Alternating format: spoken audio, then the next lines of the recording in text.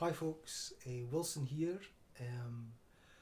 I just want to continue on the vein of personal disclosure, or at least it is for me. Um, um, Today I want to talk about my experience with externalizing my light, externalizing my power, externalizing my strength outside of myself into others who I can see are similar to me. I've noticed in my experience in my life that I many times have projected my light, an image of my light, onto others that I've seen as similar to me in their work, in their expression, in their vocation. And what that's done is, well, I mean, it's like externalizing your purpose onto others, and putting you, your authentic you, your true self, your light, outside, and projecting and putting it on other beings.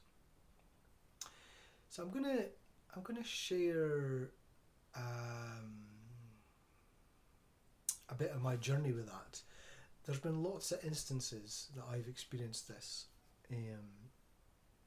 and it's been really painful because yeah, what I was going to say, what I never said. You externalize your light onto others, and then you externalize their successes, their the way they are, their life. You know, you externalize like what they're doing as if it's what you're doing. And for me, really painful because deep down inside,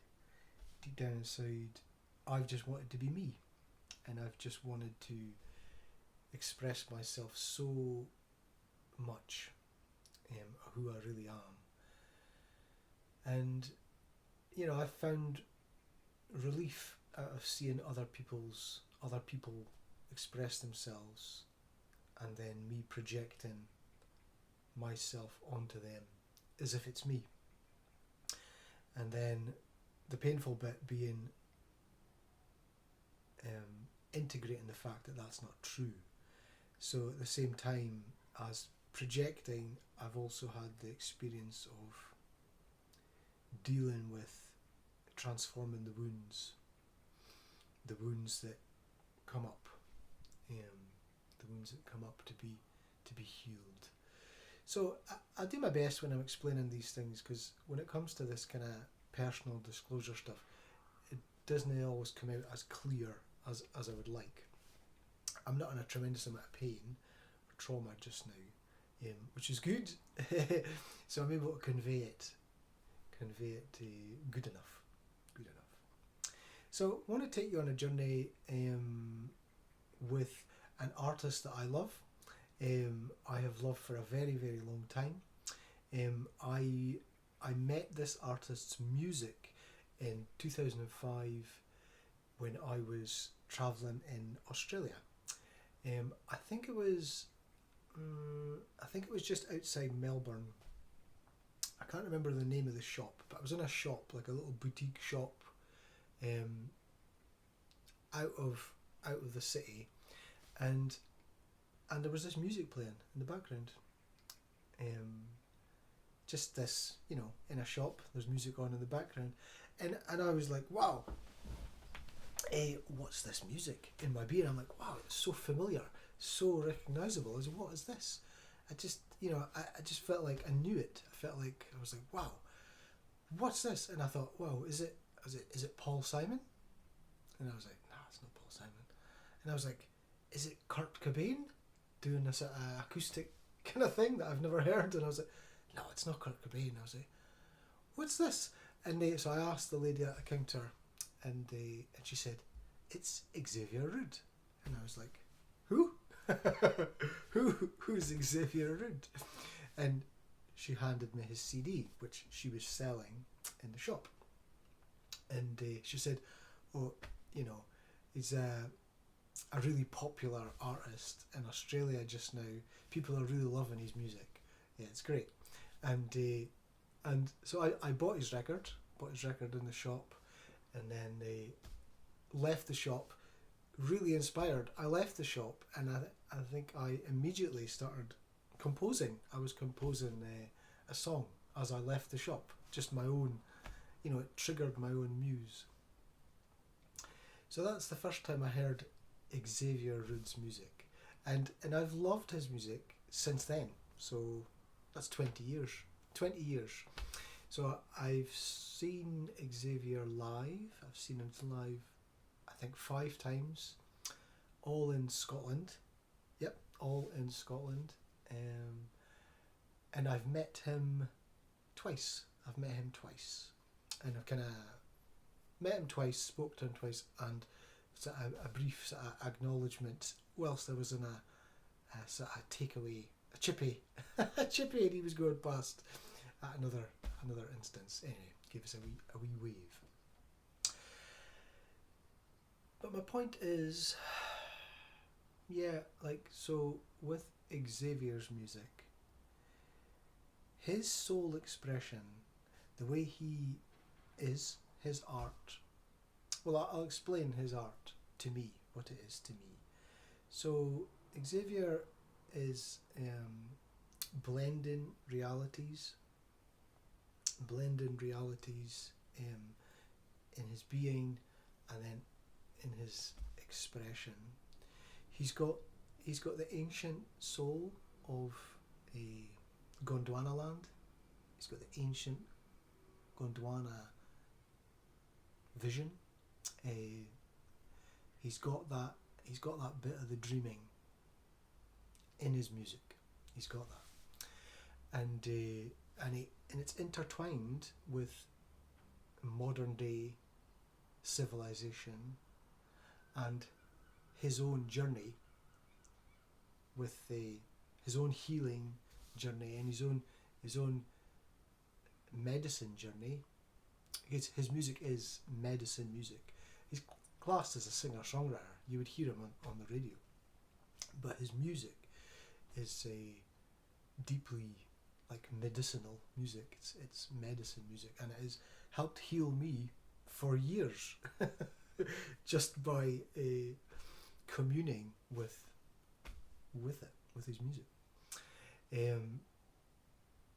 So yeah, he blends realities. He blends the ancient indigenous soul of Gondwana, of Australia. He blends it with contemporary society through the ages. He blends it and he brings his expression through to us all. It's lovely music, lovely. Just, he plays really he's a guy with a guitar, but he also plays percussion and he plays yuriki, so didgeridoo. Very Australian, brilliant Australian music. Like, if I was to say, oh, you want to hear some good Australian music, contemporary, I would say, listen to Xavier Rood, or I might say a few others. But anyway, so just to share that, and how it relates to me is because my music that I have been wanting to express, and I have expressed in the at times in my life, and got to a point now where, Susie and I are, working, bringing together our music, our expression, our sharing, which is a really big thing for us. I'll just talk from me just now, just sort of my journey with this.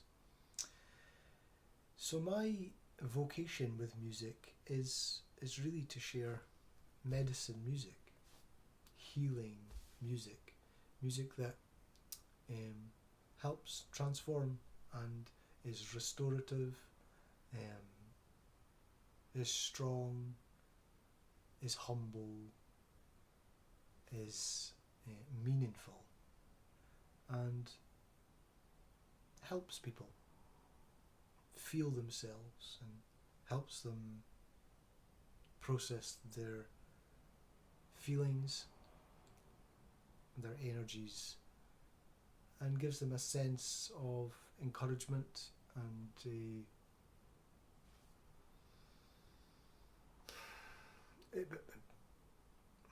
positive, that's the right word, but a sense of, I'm trying not to use the word hope, but yeah, a sense of gratitude for their journey and for life, and being able to celebrate that with their family, friends, community, that type of thing. And I see that in Xavier's music, and he's been doing this for a long time, worked very hard, creating his sculpting his path, and yeah. And I, just give you an example, see, I've externalized my light onto him, because I've wanted to be that, but I haven't been ready, and that's not my version of events. That's somebody else's version of events. I've got my own version, and yeah, like, it's an example for me of externalizing my light, and it's been like, it's been really distressing. It's been distressing and confusing for years, because on the one hand, I feel everything so deeply, and have this art and music I want to share, which is deep and powerful, soft and beautiful, all these things. Yeah. And the sad bit has been not being able to be it, no matter how much effort put in, turning up again and again to the stage, and having, a lot of disappointment for a lot of years, because I couldn't connect with people for a long time. Couldn't connect. And then as I integrated my being more, I was able to connect more. And go from heart to heart, soul to soul.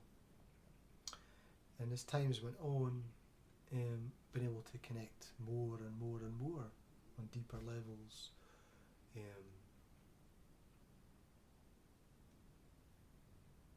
The challenging bit has been, for me, and I've said this in another video, is having been this unintegrated, fragmented, separated self. I've had this unconscious aspect, subconscious, unconscious aspect, that is desired fame, acknowledgement, attention, and it comes through my wounding from childhood, just wanting that love and that connection from your family, just really yearning for that, and it not really being there, or not being there. And then bringing it into adult life, bringing it into my artistic life, and then not having that connection, and then having this traumatized, fragmented aspect to deal with, which for me has been, has been like associated with the God entity. So it's been like my wounding, my aspect, has been this hungry, tyrannical force, just looking for energy, attention, and looking to harvest. And it's been using me. I've allowed it in co-creation, soul contract, and it's my own aspect and aspects that I've been dealing with, have been. It's like I've been at war inside myself. Like the dark entities and the dark aspects have been at war with my own natural light. And I've been aware of this for absolutely years, and I've been living through that war. With Susie, she's witnessed this, and experienced and participated in it with me. And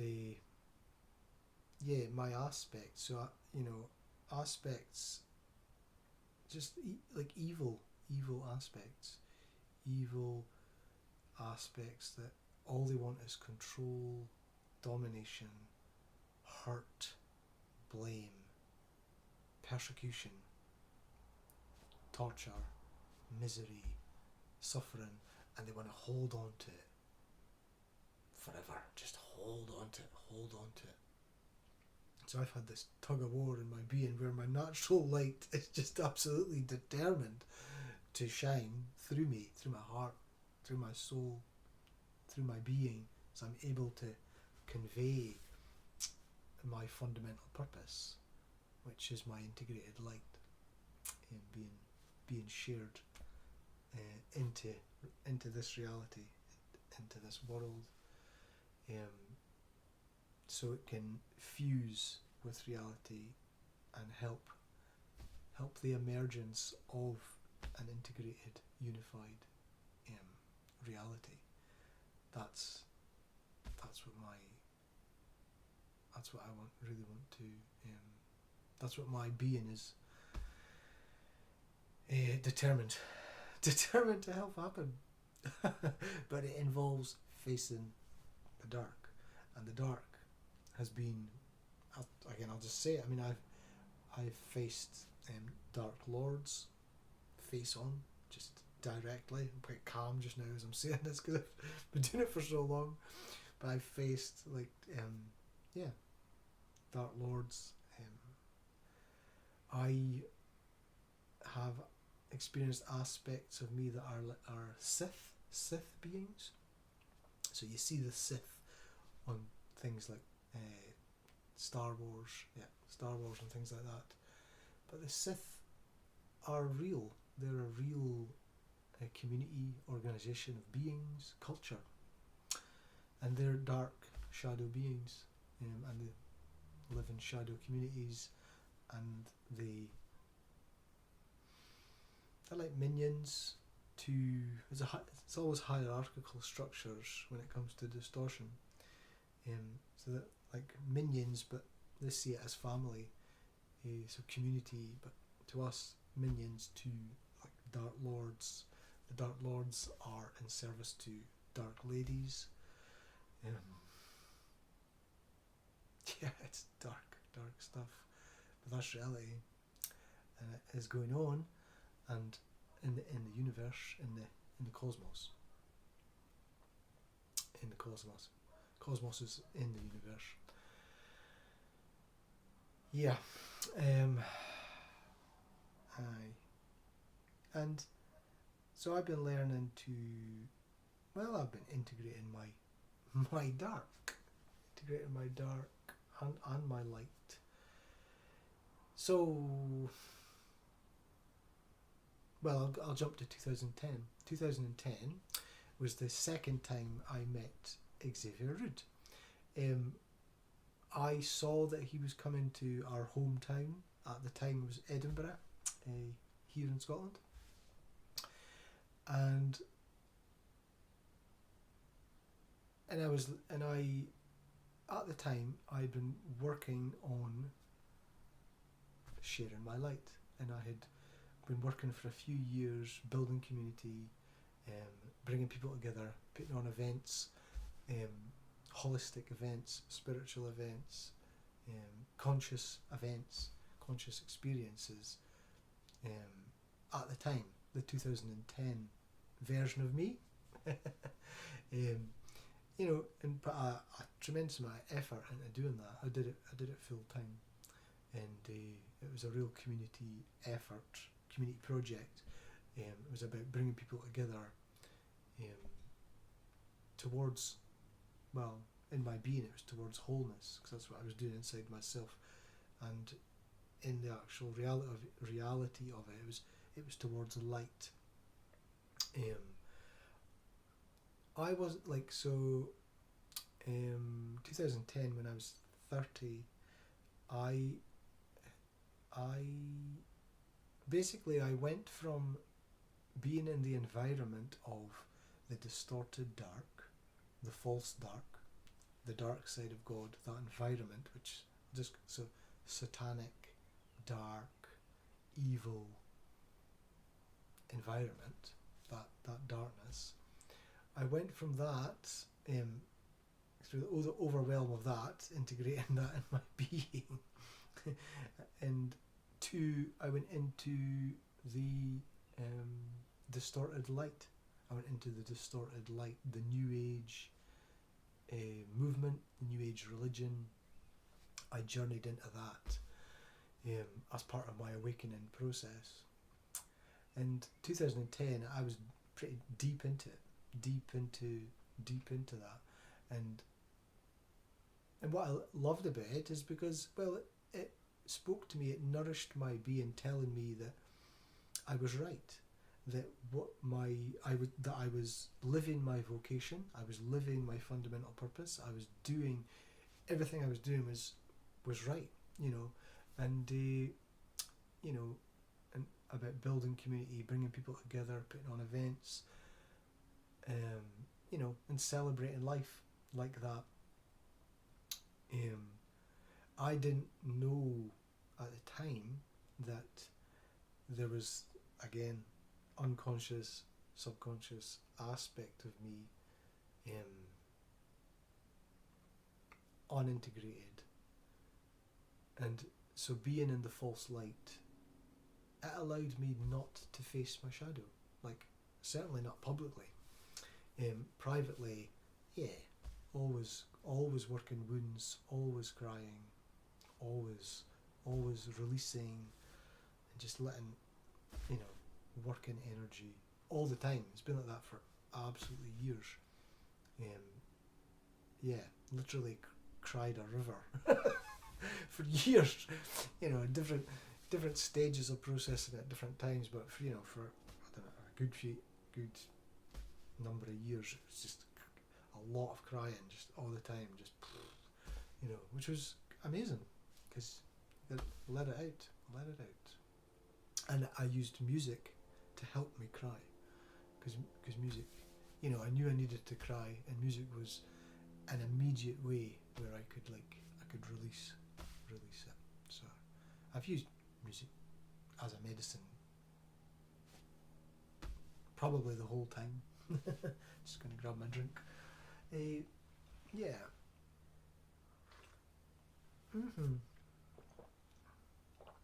So 2010, heavily into the false light, but unaware. Like, I can go into that another time more fully, because I was determined to see through my vision, which is great, and I still am to this day. It's just that back then, 15 years ago, my vision, my being wasn't integrated enough to experience my soul's vision, because my soul's vision is an integrated experience of all this, and this was an unintegrated version. This is the way it works. It plays on your spirituality, it plays on your vocation, it plays on your fundamental purpose. I was in full 100% belief that I was doing that, but it was all externalized. it was all, and I was still pointing the finger. I was blaming over there, and the Xavier was over here. So it was all about the Saviour and the victim. The victim was in the background, pointing the finger, playing the blame game, and the Saviour was the archetype, that was present and was there to save everybody. That's the New Age experience, and that's what I experienced I experienced that directly for a number of years. So I was in that in my own being. It's a long video again, but it's okay. Thank you for listening. If you're listening to this, whoever you're listening to this, thank you for listening. I deeply appreciate you hearing me, as I hope I am being clear enough for you. I'll do my best. The aim is to get this out, and then it can get clearer and more coherent as time goes on, which will be really good. And so, yeah, 2010, Xavier Rood, Australian artist. This is, I can tell you the story. It's the second time I met him, and I saw that he was coming to town, and I told all my friends and people and tried to get them to come along, because I was like, oh no, I love this guy's music, it's awesome. He should be part of our community, we should meet him. We should meet him and talk to him and let him know what we're doing, and then, then we can have this bigger grassroots global movement going on, and we can all get involved, and the rainbow warriors, the rainbow light people, we can all basically, get our work done and restore balance and harmony to the earth. That was what was going on in my being, but it was the unintegrated version. My victim was still present in me in the background, and I was still pointing the finger, and my spirituality was being co-opted into the false light at the same time. Obviously my natural being was holding all of this together, and it knew exactly what was going on, but going through these stages. So anyway, try to get my friends to go, but nobody ended up going. I ended up going on my own, which is fine, which is fine. I say it's fine because I've done that loads of times, because it doesn't matter to me if it's something that I love, I'll go there, because we're never alone. You're never alone. I always go with me. I go with my soul. I go with my muse. I go with my being. I go, if I'm there physically on my own, it makes no odds to me. So, but also it's obviously better. Is it better? Yeah, it's a different experience if you're there with people and you can share it. And obviously, Susie and I doing things together, of course. But I'm talking about 15 years ago, and so I was determined to meet Xavier. I had met him once before, 4 years prior, and I was determined to meet him because I wanted to share with him like my message, and I wanted to share with him what we were doing in Scotland, and and I wanted to kind of connect with him deeper, just to make that connection deeper. Really, I guess, to see if we could work together, and sort of make friends. That was because very headstrong at the time, just determined and headstrong, and just wouldn't take no for an answer. Was kind of what I was like. And I went to the box office. I went to the venue in the afternoon, and I left a message for the artist Xavier, saying, my name's Wilson, and just saying I would leave a message for Xavier, letting him know that I would like to, as a representative of my people, I would like to meet him, and we can talk about this, I think I used the word like rainbow people, like a representation of the rainbow people of Scotland, and to make this connection, and so we can all expand together more. I can't remember exactly what I said. It would have been clearer than that anyway. But I left a message in the afternoon, and then I arrived at the venue for the concert. There's a queue outside. It wasn't a big venue. It was maybe only, don't know, I can't remember how much. It's the Queen's Hall in Edinburgh. It's maybe like 1,000 people, something like that. Yeah, and I had with me, I'd had a bunch of flowers and some stones that were from Scotland, from here. Some stones, and I had this flowers. Yeah, what I ended up doing with the flowers. This is like, at the time, Susie and I's relationship, we were going through a difficult time at the time, and I had the flowers to give to Susie, because I was hoping she could come to the concert. But as our experience was back then, it wasn't possible. And so I ended up there. But I had the flowers. I had these stones. And what I did, I ended up with my flowers. The flowers I had, I ended up taking they were like quite small little flowers. I ended up taking them out, picking them, and I gave as many people in the queue. I just gave everybody a flower. Because I knew we were about to have a nice experience. So I gave everybody a flower as we were going in, because that's also just what I was like back then as well, like a hippie, really. Anyway, so we went into the concert. Concert was great. I was very bold. I just did kind of things I always did. So like, I went into the concert. It was winter, December 2010. It had been snowing, quite cold. So I had like 2 sets of clothes on. I had like winter clothes, and then underneath I had summer clothes on.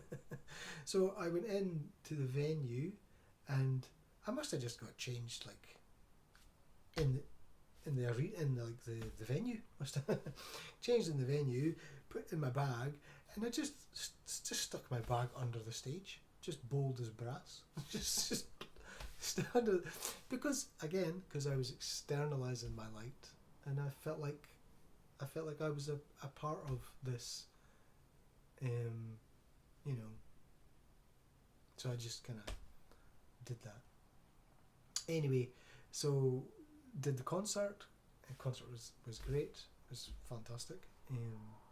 Yeah. And then the end of the concert. This is definitely a long story, but anyway, I'm just saying it anyway. So just to let you know, so it was Ben Howard who was supporting Xavier Rudd in his 2010 tour. And this was at the beginning of the tour. So the gig finished, and me still determined, I'm determined to meet Xavier, so I waited until the very end. Everybody's leaving the venue. I just waited, and then the staff are, they're coming in and they're tidying up the stage, and they're beginning to clean the floor and the venues, and I'm still there, and I was out in the foyer. There were some stalls and things like that, and I think I stood at the bar for a bit, and I remember Ben Howard's cello player was there with her friend, just being very jolly, and pretty much everybody was almost gone, or was gone, and I just remember feeling, I was like, okay, I'm just kind of making on I'm part of the team, as if, part of the team here. I'll just stay here as long as I can, determined to meet Xavier, have a chat, and then this manager come along and says, right, that's it, everybody, time to go. So everybody who wasn't kind of obviously working there, contracted to work there, time to go. And so I remember sort of leaving the building and being quite disappointed, because I was like, shit. I was sure I was going to meet Xavier. I was like, and come at the venue, and it was like, so it was 11 o'clock at night, something like that.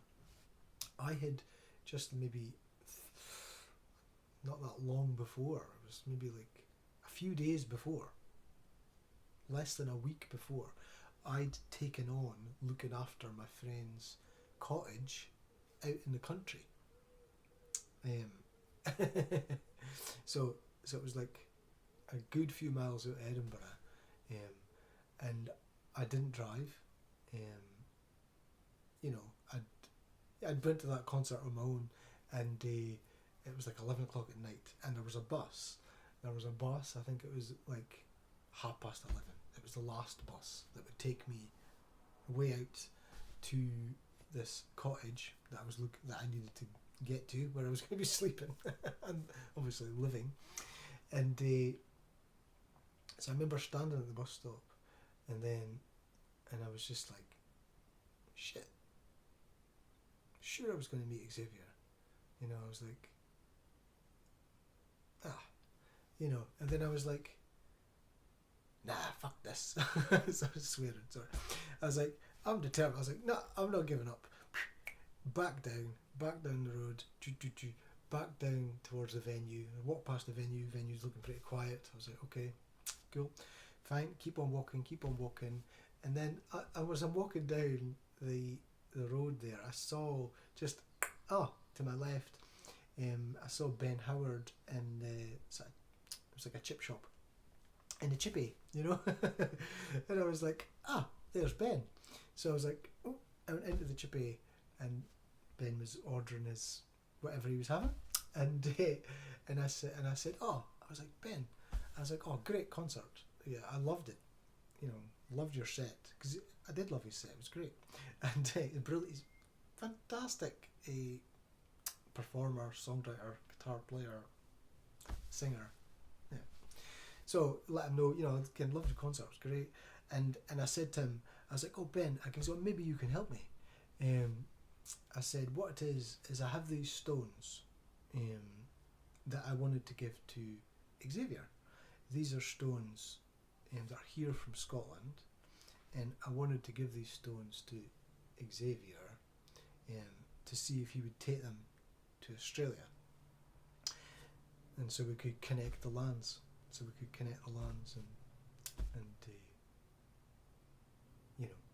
And share like that. And so Ben just sort of looked at me, and he was like, you can tell him yourself. You can tell him yourself. It might help cheer him up. He's not been feeling great lately. And I was like, great, okay, that's what we'll do. Great. And so I was like, grand. So got his chips, and then me and Ben walking up the road there, having a wee chat. Again, bold as brass. I think because at the time I was doing like events, and I was thinking, could maybe organise an event and maybe have Ben Howard play, maybe have Xavier play, put in a big event for the community. That's what was going on in my workings. So I was like asking Ben, I was like, how much is your performance, how much does it how much do you charge for your book, to book you, and he was like, I don't know, you'd have to ask my booking agent, he said, it's not something I really think about. Fair enough, no worries, all good. So anyway, up the street, and then back into the venue, which is great. So it's like 11:30, my bus is probably just going by there. 11:30, back into the venue, and so that was grand. So back into the venue, which was fine, because I was with somebody who was working there, contracted to be there, and it's just tidy up time. So the tour bus and people, just getting ready to pack up, and and get on with whatever's happening next.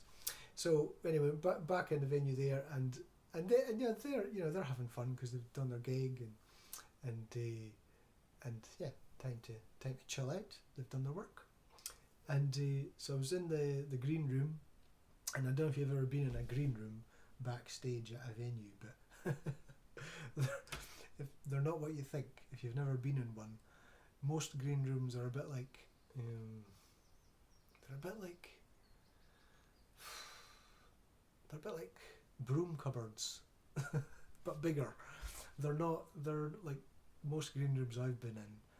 They're not usually very well taken care of. They're not like glamorous. They're more like,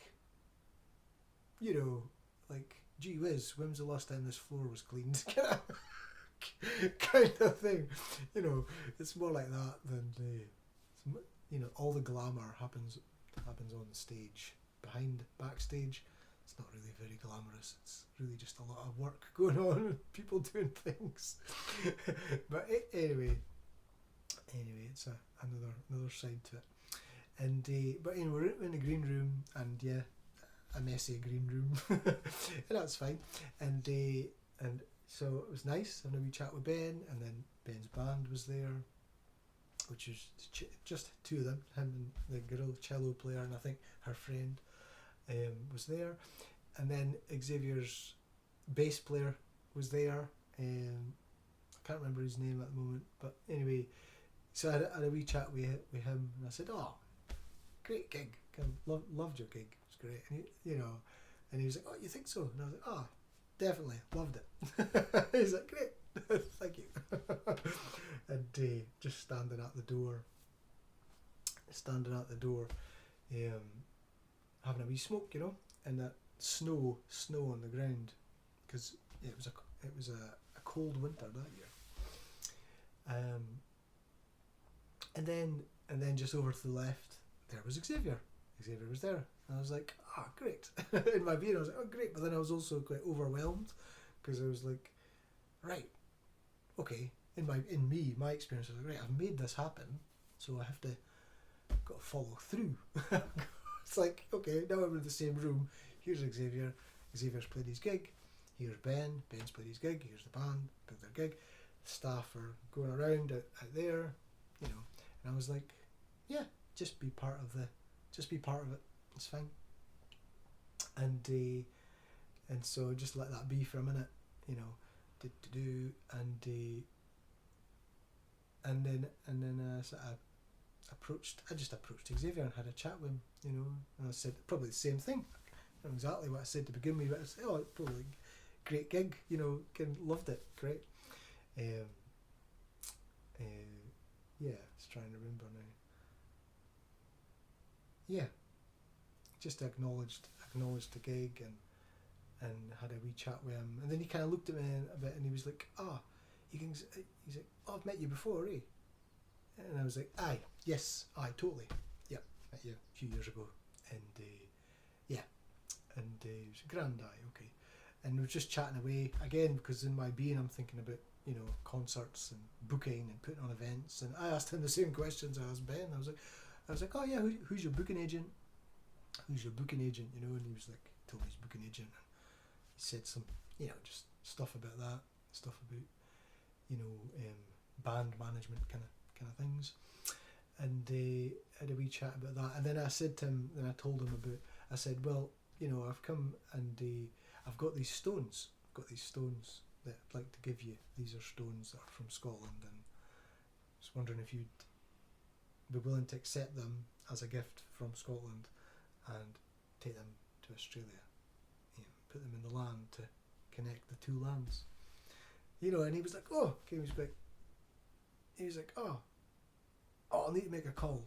I didn't realise at the time, you see, in Australia, Indigenous Australia, you can't just put anything in the land, and you can't just take anything out of the land. I mean, I've learnt this over time. You can't really do that anywhere." So Xavier was saying, I'd have to make a phone call to see if I would even have permission to do that. But he appreciated the gesture. which was grand. And yeah, we just had a wee chat. I think I asked him. I said, "Oh, you've got kids, you've got children, 2 boys." He said, "Ah, 2 boys, great." And just a brief chat, and then it was like, okay, fine. And then we're just sat in the green room and just doing that thing and getting ready for. Well, they'll be kind of just post gig and either about to travel or like about to go and have a rest, go to sleep in the lorry, or wherever it is they were sleeping. So we're just in the room, and then Xavier just picks up a guitar and he just starts playing the guitar and singing, just singing to the room. He was just sing what you see is what I call it, because that's something I do all the time as well. Sing what you see. He was just singing to the room and singing about what was going on, and it was nice, and I was like, oh great. I was like, great, oh fantastic. And I was like, Ben Howard, I was like, Ben, give him my camera. I was like, Ben, give him my camera. He goes, could you film this? And he was like, yeah, totally. So filming this, and so Xavier's just playing away. He was singing about his friend Ben. He was obviously enjoying his relationship with being on tour with Ben Howard. It was nice. It was nice to experience, and yeah, good friends.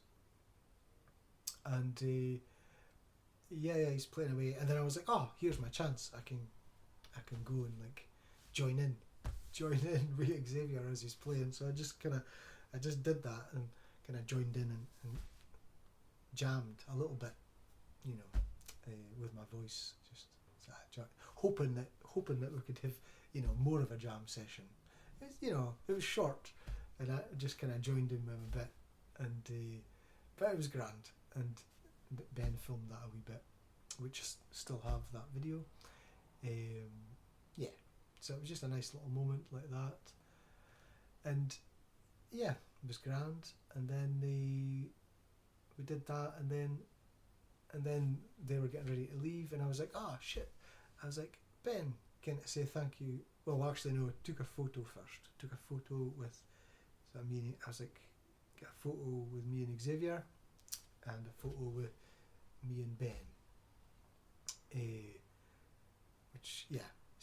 And then it was time to go. They were going away, and I was like, oh Ben, oh shit, what am I going to give you? Because I gave Xavier these stones, and I was like, I noticed one of the flowers on the table. It was one of the flowers that I'd brought in that had arrived backstage, and I was like, oh Ben, I was like, oh, you can have this flower. You can have this flower. To say thank you. I give it to Ben. And then Xavier looks, he's like, hey, he was like, somebody gave me that flower. I was like, oh, I brought them in. And so I handed them out, gave them to people.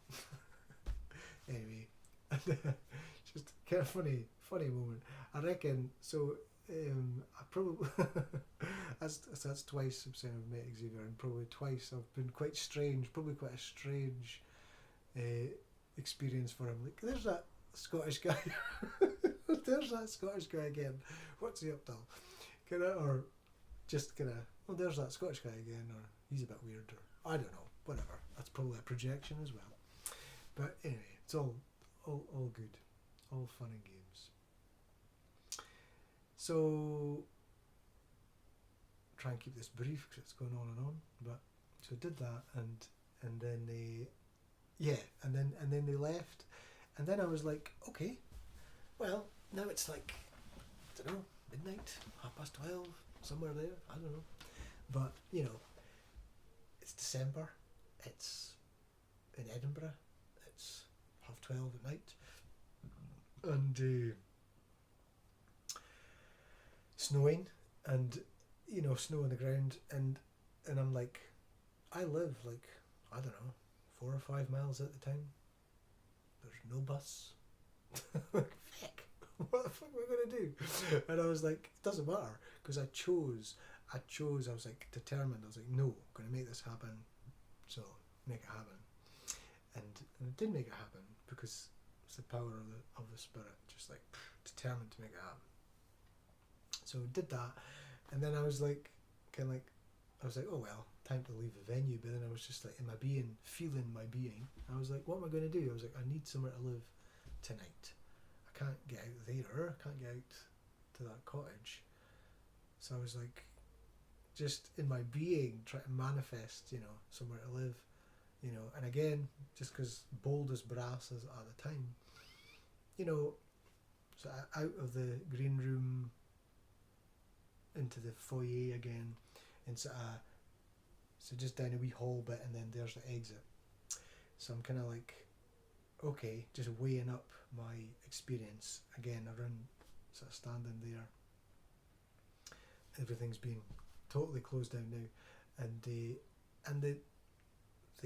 manager or the stage manager or the bar manager, I'm not sure, one of the managers of the venue, Queen's Hall, was walking, towards me, and I just, in my being, I was like, just ask him. I was like, okay. So I just looked at this guy, and I was just really open about it. I said, I've stayed back, because I needed to meet the band and chat with them, and I've completely missed my bus. I live like 4 or 5 miles at a time. I've nowhere to live tonight, and I just said that, and he sort of looked at me. He just sort of looked at me, and he sort of looked me up and down. And he was like, you can live with me. You can stay with me tonight. I was like, oh great, okay, fantastic. So that's what I did. So we sort of stayed for not long, 10-15 minutes, and then the guy very kindly allowed me to stay in his flat that night. So went to his flat and allowed me to crash there, which is very nice of him, I have to say. And it was totally chilled. It was cool. He had a whole bunch of flatmates, and we were up till about, I don't know, 4 or 5 in the morning. In Edinburgh, these old flats, Scotland, in Edinburgh in particular, you've got these open fires, and these flats 3-4 stories up, and you've got these open fires in the living room, so people, flatmates were just sitting around the fire till like 4 or 5 in the morning, just hanging out with each other. And so I just hung out with everybody, and then got a few hours kept, and then left the following morning, and I was very grateful for the whole experience. Yeah, so I don't know why I'm saying all this.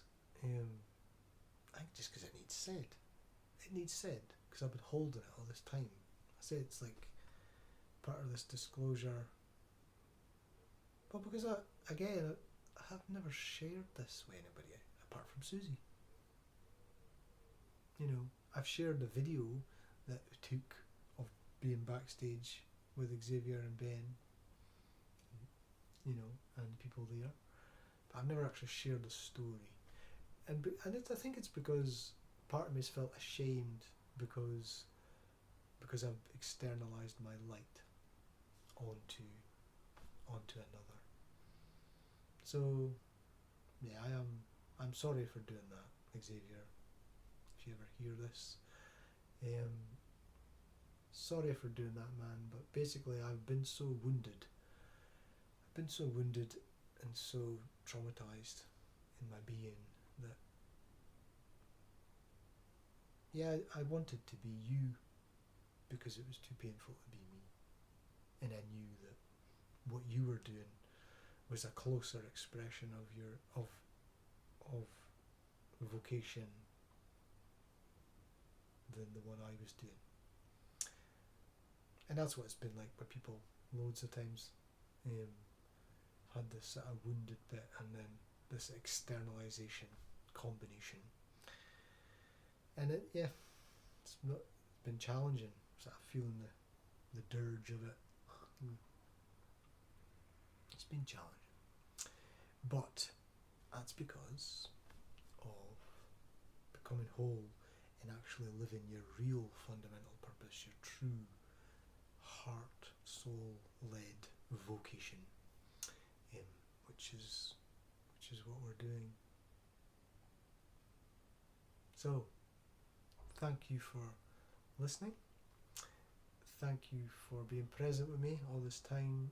What I'll do is I will cut in these this little clip of back then, December 2010,